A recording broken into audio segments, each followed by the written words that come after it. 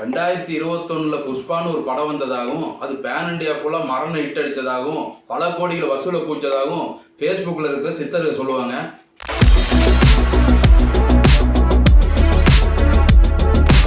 அதோட second part தான் இந்த புஷ்பா த ரூலர். இந்த படம் என்ன கருமத்தை கிண்டி வச்சிருக்கான்னு இந்த ரிவ்யூவில் பார்க்கலாம்.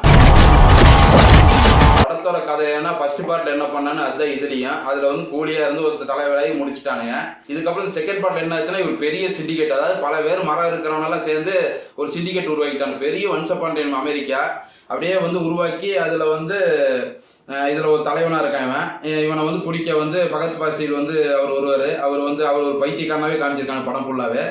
அந்த மாதிரி வந்து கதை போகுது. அதாவது என்ன இந்த படத்தில் வந்து ஒரு முக்கியமான மேட்டர் வைக்கலாம்னா, இவர் வந்து பொண்டாட்டி வந்து சிஎம் கூட ஒரு ஃபோட்டோ எடுக்க போகலான்னு சொல்லி அனுப்புறாரு. அவன் சிஎம் வந்து பக்கத்தில் நிற்காம அப்படியே தள்ளி நின்றுறான், ஃபோட்டோ எடுக்க விட மாட்டேங்கிறான். அதனால அந்த கடுப்பில் இந்த சிஎம்ஏ நான் மாத்துறேன்டா அப்படின்னு சொல்லி இவர் வந்து கிளம்புறாரு. சிஎம் மாத்துறாராமா, அப்படி வந்து போறாரு. அதுக்கப்புறம் என்னாச்சு, இவர் வந்து வேற ஒருத்தர் சிஎம் ஆக்கினாரா, இவரோட சிண்டிகேட் என்னாச்சு, இதுதான் வந்து மீதி கதை. என்ன கன்றாவிட நம்மளை பார்த்தா எப்படி இருக்குன்னு தெரியல, என்ன எடுக்கிறானே புரியல. அதாவது இதுல வந்து முக்கியமா ஏதாச்சும் ஒரு கதை வைக்கணும்னு இந்த மாதிரி சிஎம் கூட போட்டோ எடுக்க வச்சிருக்கானுங்க. அதாவது முக்கியமான என்ன மேட்டர் இருக்குல்ல, செம்மர கடத்துல பத்தி என்ன சொன்னானுங்க, ஒண்ணுமே சொல்லல. இதுல என்ன காமெடினா பகத் பாசில வந்து வச்சு செஞ்சிருக்கானுங்க காமெடி. பைத்தியக்கார கேரக்டருங்க இதுல. அப்படியே அவன் என்ன பண்றாருன்னே தெரியல. அவரை வந்து காமெடி பண்ணியிருக்கானுங்க. அப்படியே ஹீரோவோட ஈகோ தான் காரணம். ஏன்னா இவ்வளவு பெரிய ஹீரோவுக்கு முன்னாடி ஒரு வில்லனும் ஈக்குவலாக இருந்தால் தான் நல்லா இருக்கும். ஆனால் ஹீரோ விட மாட்டானு தெலுங்கு ஹீரோலாம். அதாவது வில்லன் கம்மியாக தான் இருக்குன்னா கேவலமாக தான் இருக்கணும். பகத் பாசிலாவே இருந்தாலும் கூட பகத் பாசில் வந்து அந்த ஒரு சாதாரண கேரக்டரையும் வந்து அவர் வந்து பயங்கரமாக உடைப்பை கொட்டி பட்டை கிளப்பியிருக்காரு. அது ஒரு சாதாரண கேரக்டர் தான், ஆனால் அவரோட அந்த ப்ரெசன்ஸ் வந்து பயங்கரமாக இருக்குது. ஆனால் ஒரு பயங்கரமான டெம்ப்ளேட் கேரக்டர், அது வேஸ்ட்டு. அப்புறம் அந்த புஷ்பா வந்து பார்த்தீங்கன்னா அல்லு அர்ஜுன் வச்சிருக்காரு. அவர் வந்து இந்த படத்துக்கு ஃபர்ஸ்ட் பார்ட் வந்து பெஸ்ட் ஆக்டர்லாம் கொடுத்துருக்காங்க தூக்கி, ஏதோ விஜய் டி அவார்டு மாதிரி. அதாவது அவர் வந்து இத்தனை வருஷம் சிண்டிகேட்ல ஆகி பெரிய கோடீஸ்வரனா ஆயிட்டாரு. ஆனாலும் இந்த கையை வந்து ரெடி பண்ண முடியல ஒரு நாள். அவர் வந்து ஏன் அப்படி வச்சிருக்காருன்னே தெரியல, ரொம்ப இரிட்டேட்டிங்கா இருக்கு. ஆனா ஒன்று, அல்லு அர்ஜுனோட ஹிஸ்டரியில சினிமா ஃபிலிமோகிராஃபிலேயே வந்து அவர் புஷ்பா தான் அவருக்கு ஒரு பிராண்டு. அந்த அளவுக்கு வந்து பயங்கரமா உழைப்பு கொட்டிருக்காரு அவர். அதாவே வந்து ஒரு மெத்தட் ஆக்டிங் மாதிரி வாழ்ந்துருக்காரு போல இருக்கு. அதாவது பயங்கரம். அது படத்துல என்ன கேவலமா இருந்தாலும் அவர் அல்லு அர்ஜுனோட வந்து அந்த இதெல்லாம் நல்லாவே தெரியுது. ரொம்ப வந்து ஈடுபாடோடு நடிச்சிருக்காரு. அதுலேயே அந்த லேடி கேரக்டர் ஒன்று, அந்த லேடி கெட்டப்லாம் போட்டு வந்து ஃபைட் பண்ணுறது அதெல்லாம் வந்து அந்த சீன்லாம் நல்லா இருந்துச்சு. ஆனால் வந்து படத்தில் ஒட்டாமல் இருக்குது. அதாவது எப்போவுமே ஒரு காந்தாரம்னு ஒன்று வந்துச்சு, அதாவது அவங்களோட சிறுதெய்வங்களை பற்றி அதில் வந்து எடுத்துனாங்க. அதுல இருந்து எல்லா படத்தையும் சாமி ஆகிட்டே இருக்கானுங்க. அது வந்து ஏனே புரியல. இதில் வந்து பார்த்தீங்கன்னா இது ஒரு டம்மி படம். இதில் வந்து பெரிய அவங்களோட வேரை வந்து காமிக்கிறாங்களாம். கங்கம்மா வழிபாடுன்னு சொல்லி ஃபேமஸ் சிட்டூர் சைட்லாம் ஒரு நாள் லீவே விடுவாங்க அதுக்கு. அந்த இதை வச்சு இந்த எடுத்திருக்காங்க மியூசிக்கு எல்லாம் ஓகே. ஆனால் இந்த படத்தில் அது என்ன ஒரு ஒன்றுமே இல்லையே, ஒரு இம்பாக்டும் கொடுக்கலையே. அப்புறம் ரஷ்மிகா வந்து பார்த்தீங்கன்னா அல்லு அர்ஜுன் வந்து தொட்டாலே அப்படியே இதாயிருவாங்க, மூடாயிருவாங்க. அது என்ன பொண்டாட்டியே அது ஆனால் வந்து ஃபர்ஸ்ட் பார்ட் வந்து ரொம்ப பம்பிட்டு இன்னும் தொடாயின்னு சொல்லி அழுதுட்டுலாம் இருக்கும். இதில் பார்த்தா வந்து வேற லெவல் போயிடுச்சு, ஒரு நிம்பு மாதிரி ஆயிடுச்சு. அது பார்த்தாலே தெரியுது. அப்படியே தொட்டாலும் அவர் வந்து விட மாட்டாங்க. வெளியே சிண்டிகேட் மீட்டிங்லாம் நடக்குது. ஆனாலும் இவங்க வந்து குழம்பு நல்லா சொன்னதுக்கு பாத்திரம்லாம் தட்டி விடுவாங்க. அதாவது இந்தியனை மிக்ஸ் பண்ணுறாங்க கேங்ஸ்டர் கூட. இது என்னையா இதெல்லாம் காட்ஃபாதரில் வந்து ஒரு சிண்டிகேட் மீட்டிங் நடக்கும்போது பார்த்தா வைஃப்லாம் வரவே வராது அந்த சைடு. இவன் பார்த்தா வைஃப் வந்து கறி குழம்பு எடுத்து நீட்டி தொட்டு நக்கி இதை சாப்பிட அப்படின்னு சொல்லி சொல்லுது. என்னையா இதெல்லாம் சுற்றி இருக்கவங்க சிரிக்கிறாங்க, பொண்டாட்டி பேச கேட்குறாங்க அப்படின்னு சொல்லி. என்ன இதெல்லாம் காமெடி பண்ணிட்டு இருக்காங்க. ஒன்னா வந்து கேங்ஸ்டர் இதில் போங்கடா, இல்லைன்னா வந்து ஃபேமிலி இதில் போங்க. ரெண்டையும் போட்டு மிக்ஸ் பண்ணி குழப்பி அடிச்சு இதெல்லாம் தேவையாதுல. அப்புறம் மியூசிக் வந்து பார்த்தீங்கன்னா அவர் டிஎஸ்பி நல்லா தான் போட்டிருக்காரு. ரஷ்மிகா மண்டல அந்த ஃபீலிங்ஸ் பாட்லாம் வந்து பார்த்தீங்கன்னா நல்ல அடி பீட் 80s பீட் வச்சு அது நல்லா இருந்துச்சு பீட்லாம். ஆனால் வந்து லிரிக்ஸ்லாம் ரொம்ப காமெடியாக இருந்துச்சு. மலையாள லிரிக்ஸ் தான் காப்பாற்றுது அது ஓகே. அப்புறம் அந்த இது பல்பானந்தா அதுவும் நல்லா தான் இருந்துச்சு. அது வந்து படத்தில் அதாவது நம்ம பண்ணியிருக்கானு அதை வந்து பார்த்தாலே ஒரு பைத்தியக்காரங்க எடுத்த படம் மாதிரி இருக்குங்க எனக்கு. எடுத்தோன்னே இவரோட சுகுமார் ரைட்டிங்ஸ்ன்னு போடுறாரு. மனசாட்சி இல்லையா அவருக்கு? ரைட்டிங்ஸ்னா என்னது அவருக்கே தெரியுமில்ல. இது வந்து அவர் வந்து விருப்பப்படாமல் இந்த படத்தை எடுத்திருக்காரு. இந்த கிண்டி கொடுத்துருக்காரு. நீங்கள் கேட்டவின்னு ஒன்று தெலுங்குல வச்சுக்கலாம், நீங்களும் கேட்டவளு அப்படின்னு சொல்லி. ஆனால் புஷ்பாவோட பிராண்டு தான் நல்லா டூன்னு வச்சிருக்காங்க.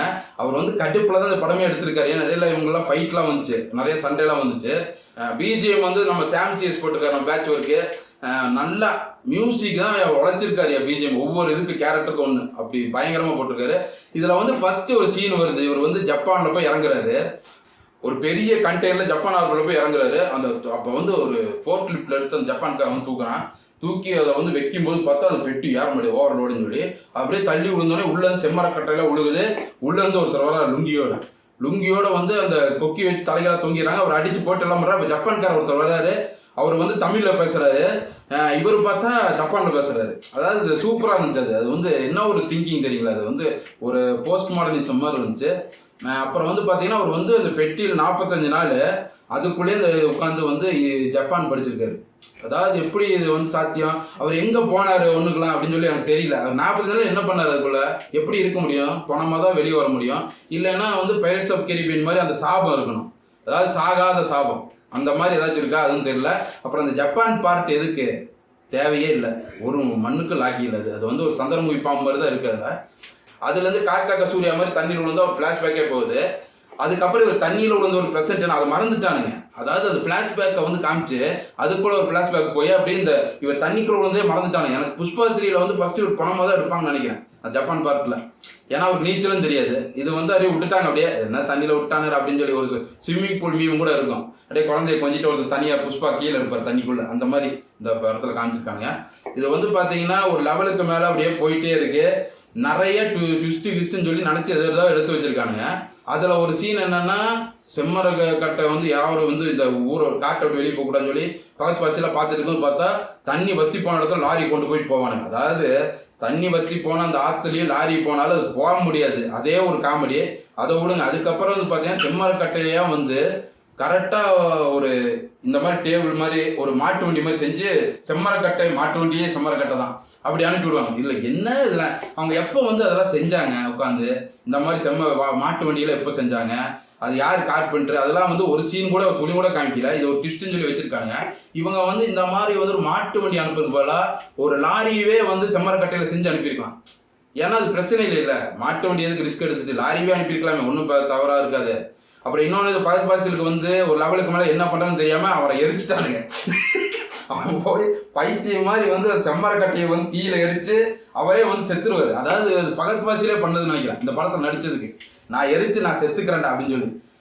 அப்புறம் வந்து பார்த்தீங்கன்னா இதில் செம்மரத்தை வந்து ராமேஸ்வரம், தமிழ்நாட்டில் வந்து ராமேஸ்வரம் மீனவர்கள் வந்து இதை வந்து கடத்தி போய் ஸ்ரீலங்காவில் போகிறாங்க. இது என்ன காமெடி இதெல்லாம், என்ன நினச்சிட்டு இருக்கீங்க? இது வந்து அப்போ ஸ்ரீலங்காக்காரங்க சொல்கிறதா உண்மையா?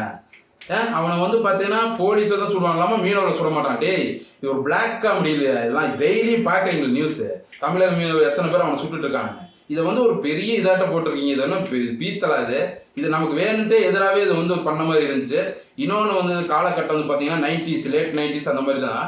அப்போ வந்து பார்த்தீங்கன்னா அங்கே ஸ்ரீலங்காவில் யார் இருந்தால் தெரியுமா? அந்த நார்த்தனில் அவ்வளோ பெரிய ஆள் இருந்தார். அங்கெல்லாம் நீங்கள் வந்து நொட்டம் கூட முடியாது போய். என்ன காமெடி பண்ணாங்க, முதல்ல எல்லாத்தையும் தெரிஞ்சுட்டு வாங்க. ஸ்ரீலங்கா ராமேஸ்வரம் இதை பற்றிலாம் சரியா? சுகுமார் வந்து பார்த்தீங்கன்னா ஒரு அளவுக்கு வந்து ஒரு நீட்டாக ஒரு படத்தை எடுத்துட்டு இருந்தவர் தான்.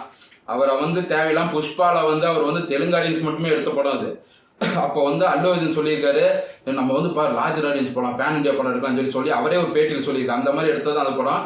இந்த செகண்ட் பார்ட் வந்து அவர் திருப்பி சுகுமார் சொல்லியிருக்காரு, எனக்கு கதையே கிடையாது, இவர் வந்து சொன்னாங்க இந்த ஆள் சொன்னங்காட்டி தான் நான் எடுத்தேன் அப்படின்னு சொல்லி அவரே ஒத்துக்கிட்டாரு. அந்த மாதிரி தான் படமே இருக்கு. அவர் சுகுமார் வந்து இது வந்து வசூல் இதெல்லாம் மீறி அவரோட வந்து யூனிக்னஸ் அந்த இது இல்லை இந்த படத்தில் இல்லை. அது வந்து சுகுமாருக்கே தெரியும் நினைக்கிறேன். அவங்க காசு சம்பாதிக்கிறது ஒன்றும் பிரச்சனை இல்லை. இனி என்ன பிரச்சனைனா இந்த 900 கோடி வசூலாயிருக்கு. இது அடுத்த தேர்ட் பார்ட்டவர் எடுப்பானுங்க. அதுதான் எனக்கு வந்து ரொம்ப பீதியை கலப்புறது எனக்கு இந்த படத்தில். 3.5 மணி நேரம் வந்து உள்ள வந்து எல்லாருமே அப்படியே சமாதி ஆயிட்டாங்க. அது மட்டும் வந்து இது என்ன நீங்கள் வந்து காவியமாக எடுக்கிறீங்க, லார்ட் ஆஃப் திங்ஸ் எடுக்கிற மாதிரி 3.5 மணி நேரம் எடுத்து வச்சிருக்கீங்க. இவங்களை பார்த்தா எப்படி இருக்குது உங்களுக்கு?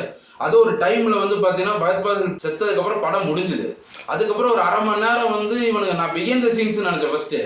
பார்த்தா அது படம் ஏதோ ஃபேமிலி கேம்னு சொல்லி ஏதோ பண்ணிட்டு இருக்காங்க. ஏதோ கரும பழைய படத்தை கட் பண்ணி ஓட்டின மாதிரி இருந்துச்சு அந்த சீன்லாம். ஐயோ சரியான கடைசியில் வேற ஜாம்பி மாதிரி ஆய்வர் கடிக்கிறான் எல்லாத்தையும். அது வந்து பார்த்தா இதெல்லாம் எப்படி ஒன்றெல்லாம் ரஷ் பார்த்தானுங்களா என்னன்னே புரியல. எனக்கு காமெடியாக இருந்துச்சு.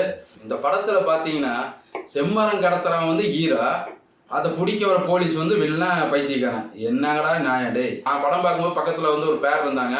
முதல்ல வந்து இந்த மாதிரி போர் அடித்தா அவங்க வந்து அவங்க வேலையை பார்ப்பாங்க. இப்போ வந்து அதுவும் கூட அவங்க பார்க்கறதுல டயர்டாகி தூங்கிட்டானுங்க. இந்த புஷ்பா பண்ண இது பார்த்தீங்களா, அதோட பின் விளைவுகள். ஒருத்தன் எவ்வளோ ஜாலியாக இருந்தவனெல்லாம் வந்து டயர்டாகி படுக்கிற வரைக்கும் வச்சுருக்கீங்க இந்த படத்தை. அடுத்து வந்து புஷ்பா த ரேம்பேஜ். நம்மளை முடிச்சு விட்டிங்க போங்க.